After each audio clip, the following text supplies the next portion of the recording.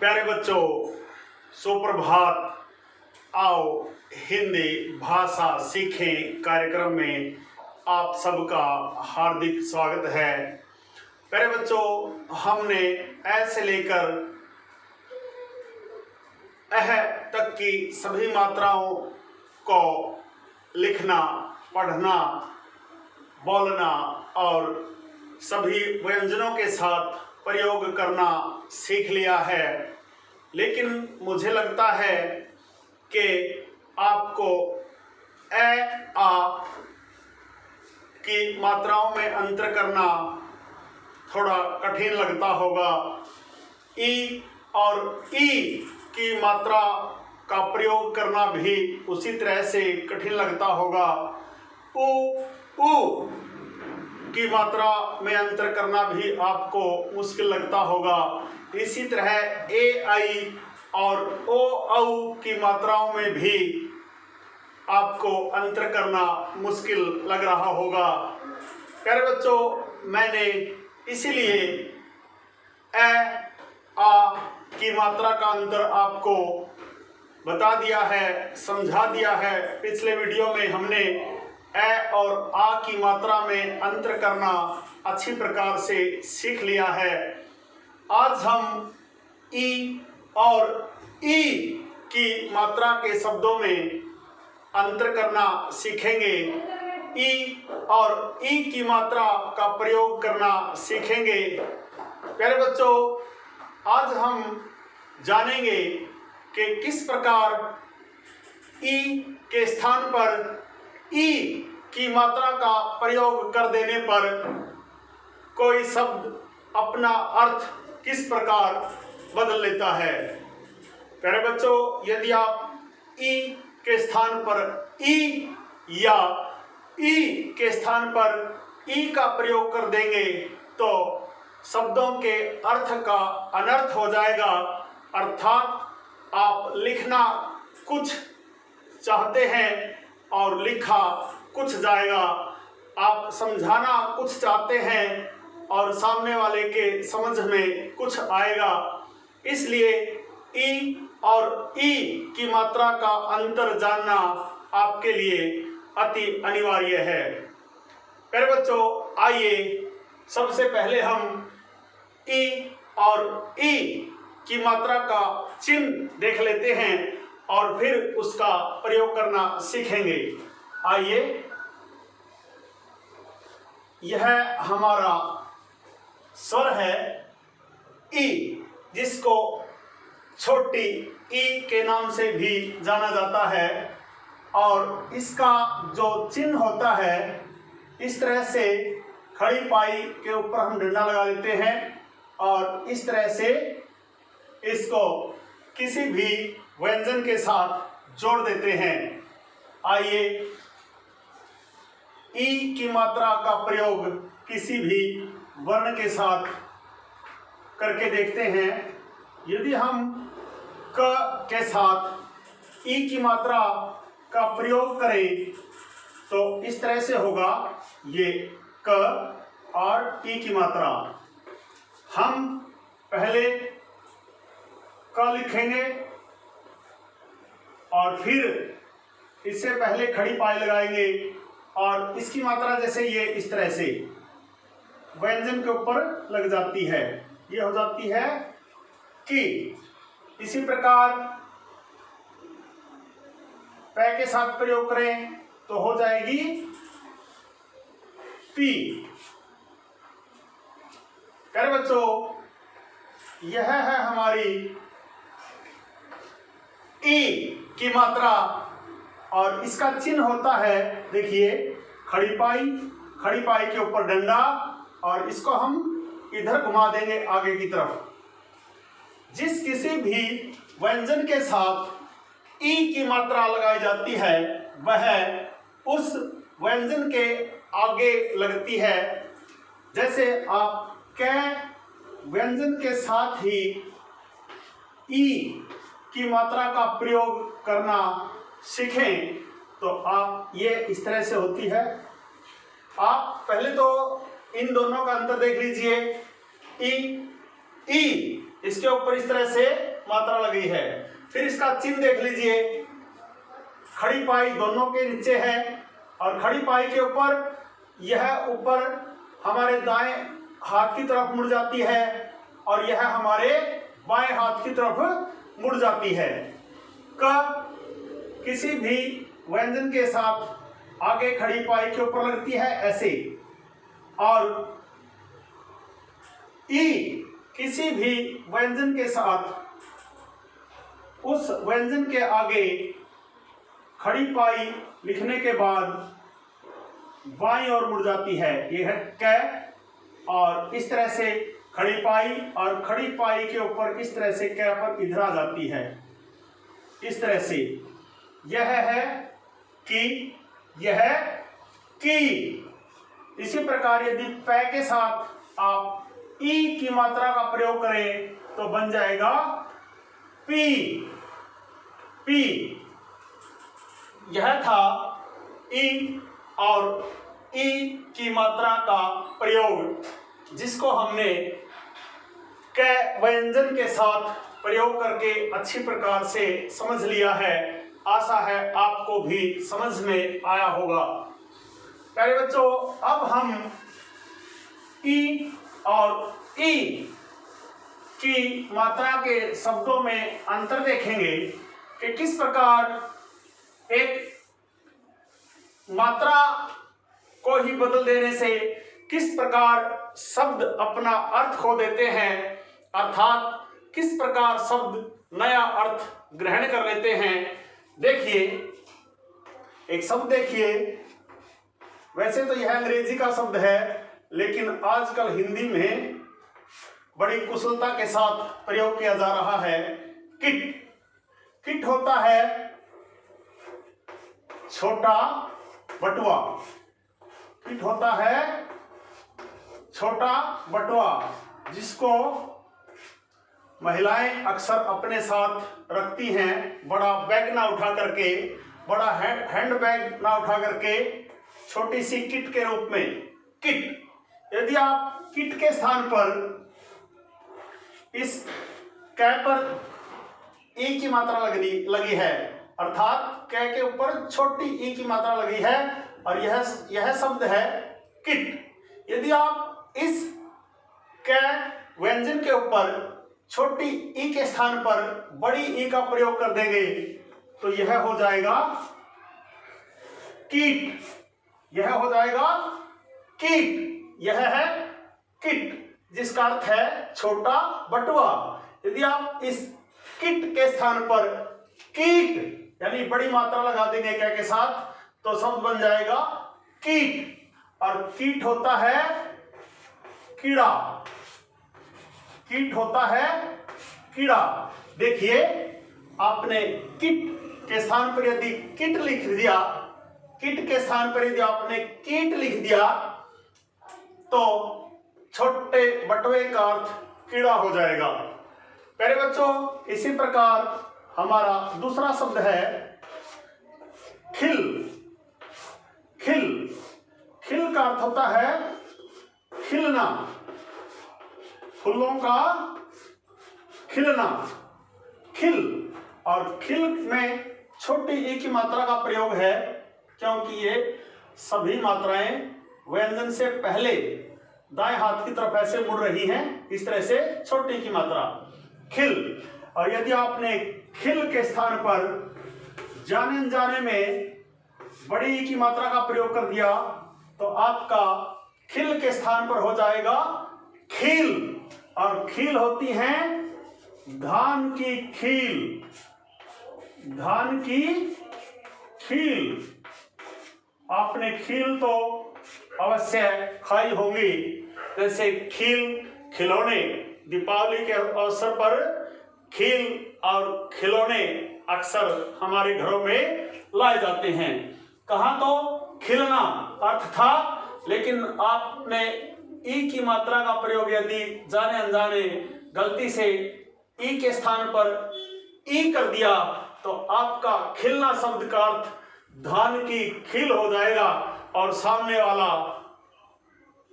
वह नहीं समझ पाएगा जो आप उसे समझाना चाह रहे हैं।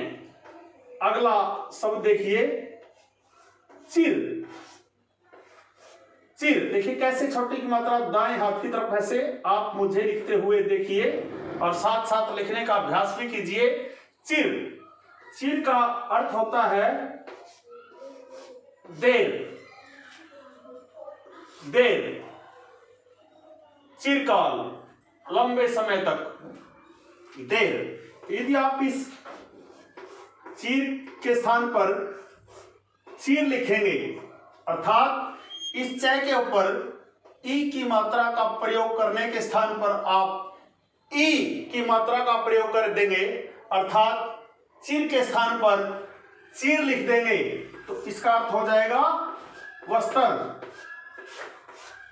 कहां तो आप देर लिख रहे थे लेकिन इस देर के स्थान पर आपने वस्त्र लिख दिया। किस तरह से शब्द अपना अर्थ बदल रहे हैं देखिए।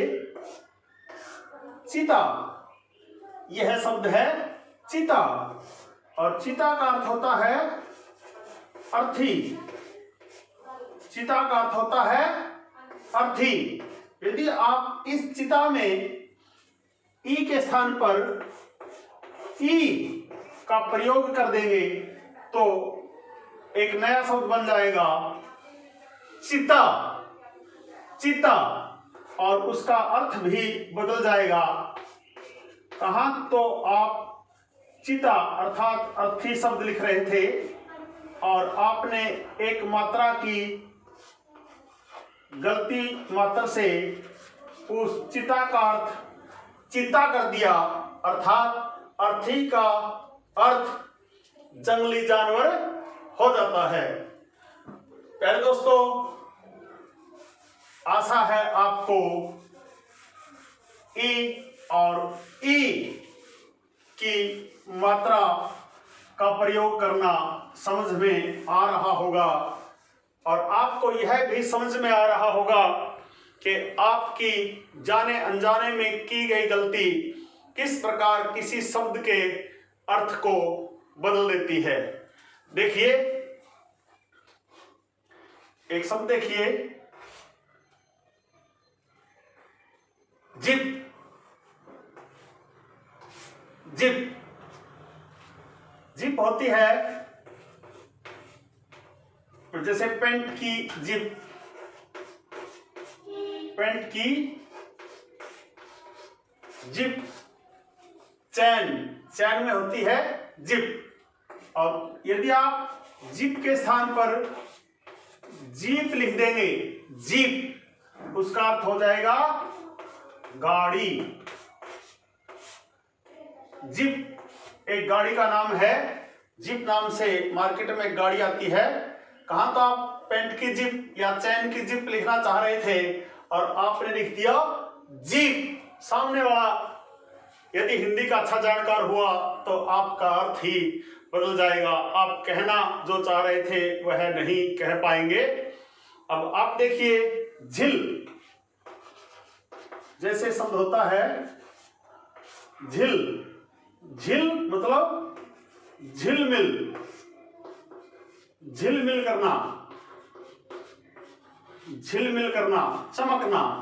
यदि आप इस झिल के स्थान पर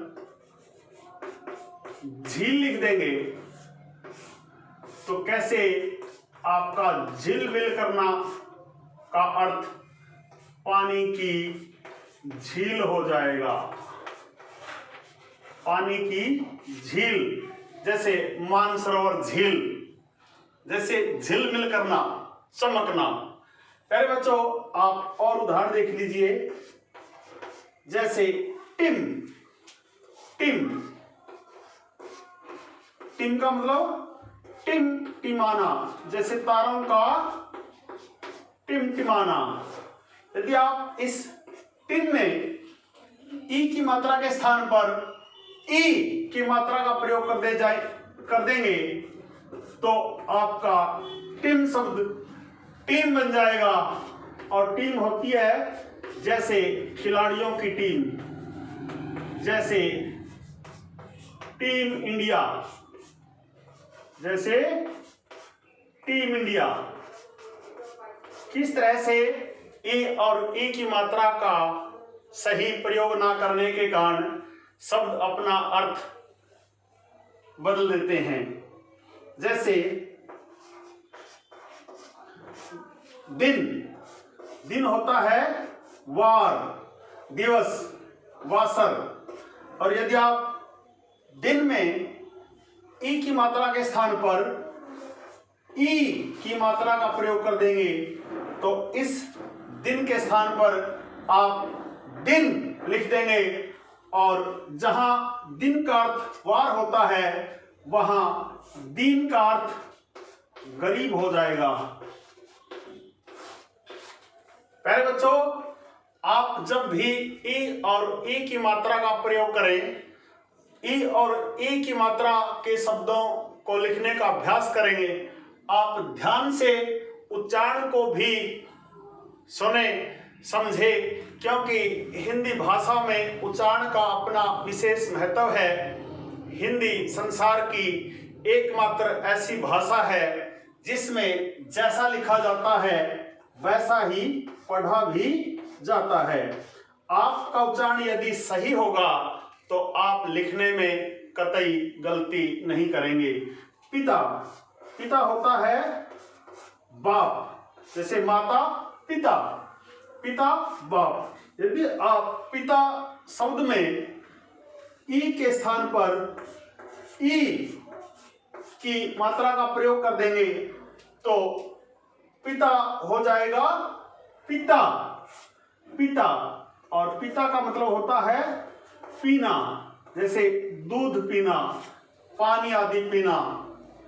अरे बच्चों, इस तरह से अनेकानेक उदाहरणों को लिखने के बाद आप ई और ई की मात्रा के शब्दों में अंतर को अच्छी प्रकार से समझ पा रहे होंगे, ऐसा मेरा विश्वास है। आइए और कुछ उदाहरण देख लेते हैं। जैसे गति, गति, और गति में गलती से बड़ी की मात्रा तय के स्थान पर ग पर आ गई तो हो जाएगा गीत, हो जाएगा गीत। और देख लीजिए गिल, और गिल में ग में यदि बड़ी की मात्रा लग गई तो हो जाएगा गिल, गिल। प्यारे बच्चों, प्यारे अभिभावकों, यदि आप अपने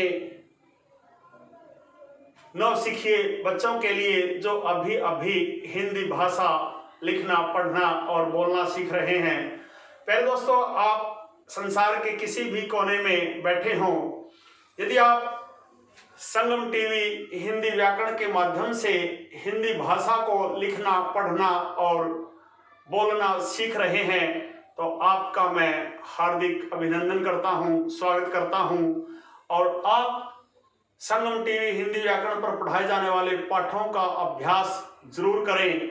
और यदि आप गंभीरता के साथ वास्तव में हिंदी भाषा को बोलना, पढ़ना और लिखना सीख रहे हैं तो मैं आपको विश्वास दिलाता हूं कि आप एक दिन हिंदी भाषा के अच्छे जानकार बन जाएंगे। हिंदी भाषा को फराटे के साथ बोलना, लिखना और पढ़ना सीख जाएंगे। यदि आप स्वयं सीख रहे हैं तो आप भी इसी तरह अभ्यास करेंगे। यदि आप अपने बच्चों को हिंदी भाषा लिखना, पढ़ना और बोलना सिखा रहे हैं, उनके लिए भी आप इसी तरह से अभ्यास करवाएं। आप इस तरह के शब्दों का अवश्य प्रयोग करें या अपने बच्चों को प्रयोग करवाएं जिनमें ई और ई दोनों मात्राओं का प्रयोग किया गया हो। जैसे खिलाड़ी, यहां छोटी की मात्रा, यहां बड़ी ई की मात्रा, खिलाड़ी। और शब्द देखिए सिपाही, सिपाही। पहले के वर्णों में ई की मात्रा का प्रयोग और अंतिम वर्णों में ई की मात्रा का प्रयोग किया जा रहा है। खिलाड़ी, सिपाही, खिलाड़ी, सिपाही। इसी प्रकार बिजली, बिजली। इसी प्रकार भिखारी, भिखारी। और देखिए छिपकली, छिपकली। इसी प्रकार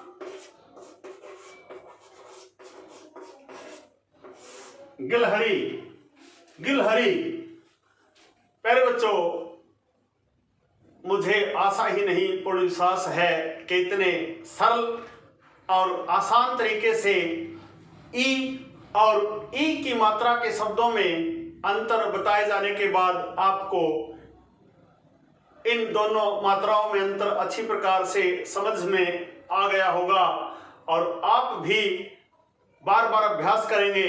वीडियो को एक बार यदि समझ में ना आए दूसरी बार देखें। मैं तो यहां तक कहूंगा कि जब तक आप ई और ई की मात्रा के शब्दों में अंतर करना न सीख जाएं, बार बार इस वीडियो को देखकर अभ्यास अवश्य करें, जिससे आपका उच्चारण तो शुद्ध होगा ही, इसके अलावा आप ई और ई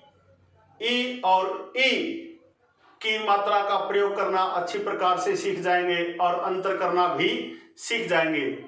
प्यारे बच्चों, आदरणीय अभिभावकों, यदि आज का यह वीडियो आपको पसंद आए तो इस वीडियो को लाइक, कमेंट और ज़्यादा से ज़्यादा शेयर अवश्य करें। और यदि आप अब तक भी संगम टीवी हिंदी व्याकरण के साथ नहीं जुड़े हैं तो कृपया संगम टीवी हिंदी व्याकरण को सब्सक्राइब जरूर कर लें। और यदि आप चाहते हैं कि संगम टीवी हिंदी व्याकरण पर पढ़ाए जाने वाले पाठों का सबसे सरल और सटीक विश्लेषण YouTube पर अपलोड होते ही उसका नोटिफिकेशन आपके पास पहुंचे, आप वीडियो पर दिए बेल आइकन को जरूर दबाएं। प्यारे दोस्तों, प्यारे बच्चों, आदरणीय अभिभावकों, हमेशा खुश रहें, मस्त रहें, योगा करें और स्वस्थ रहें। आपका दिन मंगलमय हो।